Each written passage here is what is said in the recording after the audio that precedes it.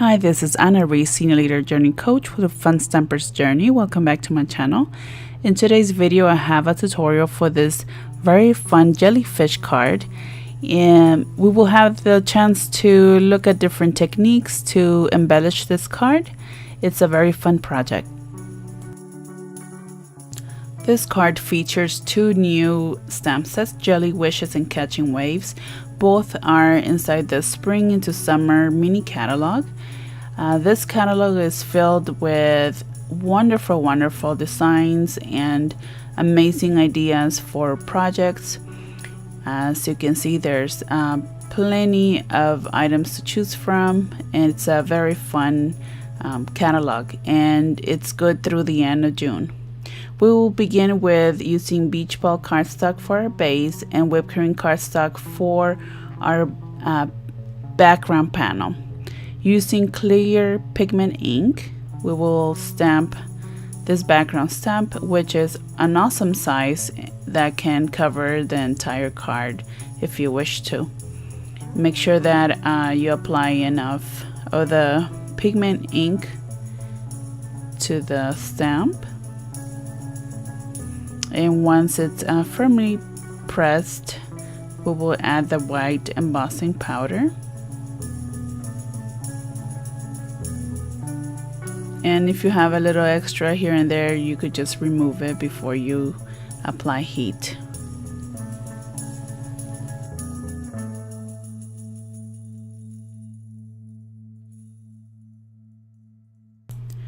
Once I am done with the heat embossing, I am ready to color the image. I am using all the blues available from the Pan Pastels collections. As you can see, there's at least one blue shade in each of the collections. I am using all of them to create a gradient effect. As you can see, all the Pan Pastels come in these round containers, which are very handy, and also they come with a big sponge and a detail sponge, one set for each of the collections. I start with the lightest color and then just wipe the sponge on a paper towel before I move to the next color. It is very simple to add color to paper using Pan Pastels. It's very easy to blend, so it's one of my favorite methods for coloring. Once I apply the last color, which is the darkest one, I will remove any excess color from the top using a paper towel, and then I will use the same shade to go around the edges just to frame the image a little bit.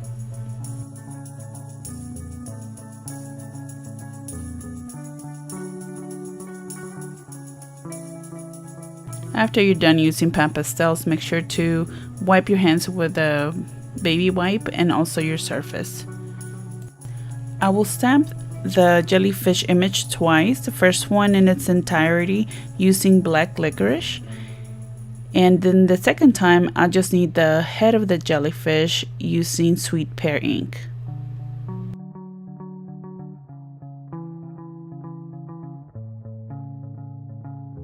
There will be a lot of fussy cutting in this project, and I am using the Details Pro shears for this part of the project. It's not difficult to do, it just takes a little bit of time, but the results make a big difference with the look of the card. So it is definitely worth it. I am also using the slit punch to create a hole inside of the legs.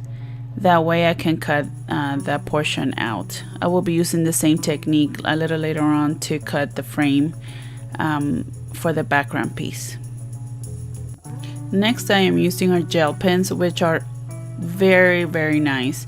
They have a very nice tip, which allows you to get into very intricate areas, as you can see here.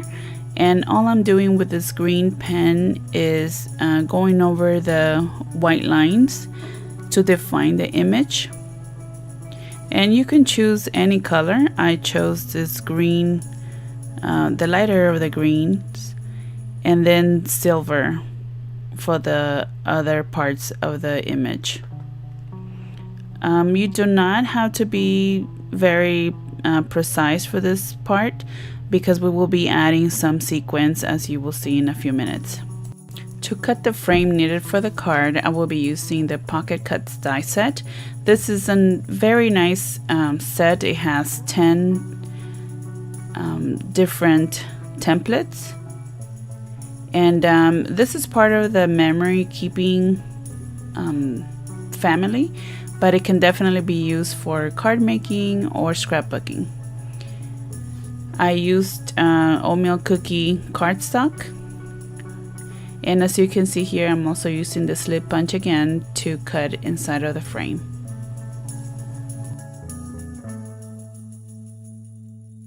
I will be inking the edges using oatmeal cookie ink and one of the sponges. Actually, this is a quarter of one of the sponges, and the pack has 3.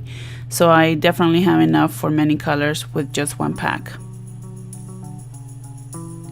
And to add a little bit of color to the tentacles of the jellyfish, I use yellow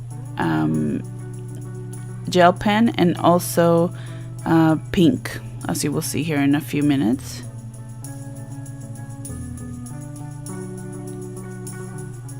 I just love how these pens have a very nice shimmer and they dry very quickly. So it's nice to use for planners or for card making or any other projects. Now I will be making the sentiment. For this I will be also heat embossing, but this time I will use the Colorless blender Pan Pastel, and this is used to remove some of the static so some of the embossing powder does not linger, and then you get a crisper image, especially when it's a sentiment. I used the black embossing powder, and then I will be heat embossing and cutting it into a rectangle.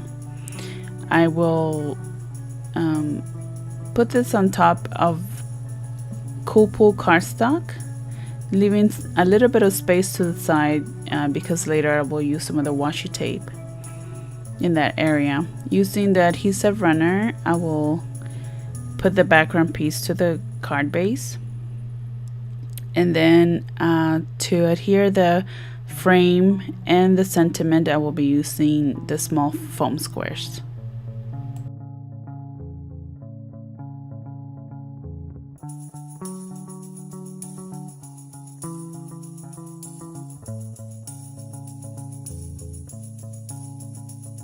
After I adhere the jellyfish, I wanted to add some more color and texture to the project, so I am using some of this sequins trim in both gold and silver, and I am using glue dots to adhere it to the jellyfish. It's a very easy way to secure the material without adding too much bulk.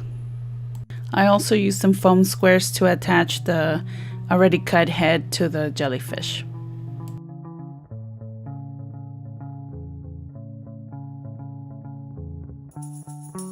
To add some more texture and color to the sentiment, I will decorate the left edge of the background to the sentiment with licorice and pool play sparkle tapes.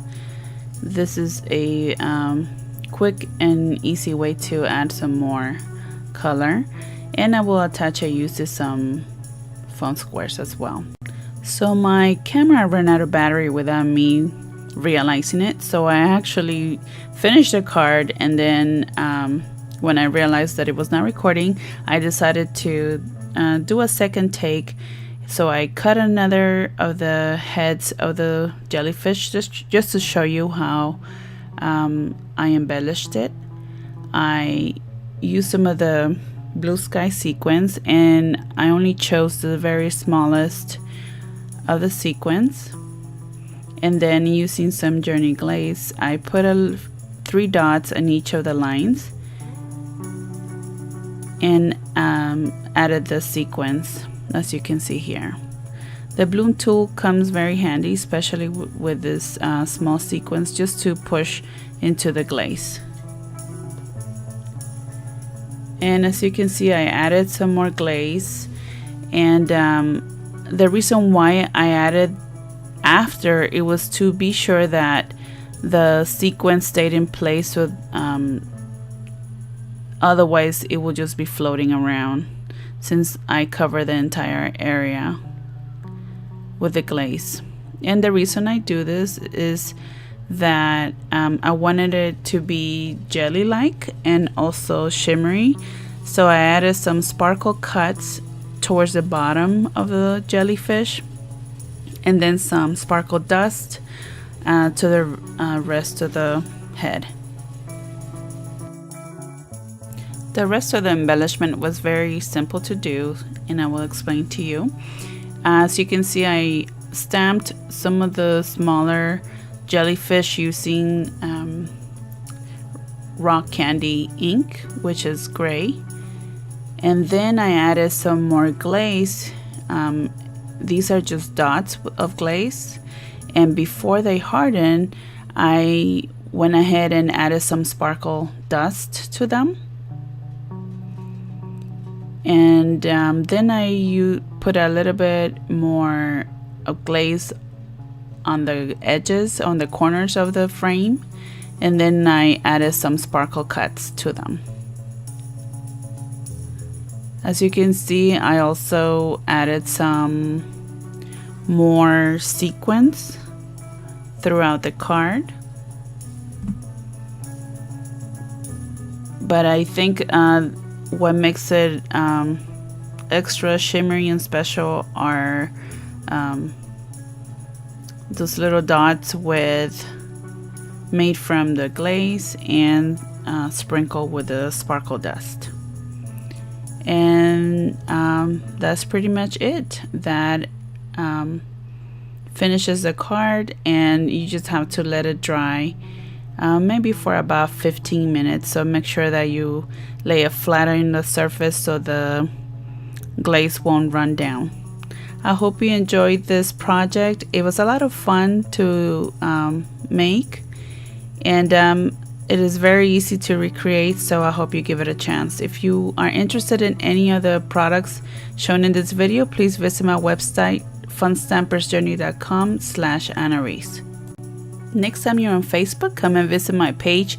In it, you will find the latest information on new products and events. If you like this video, please give it a thumbs up, and don't forget to subscribe to my channel. Thank you so much for watching. If you have any questions, please email me, annareese@annareese.com, or leave a message below. Thank you so much, and I hope to see you next time. Take care.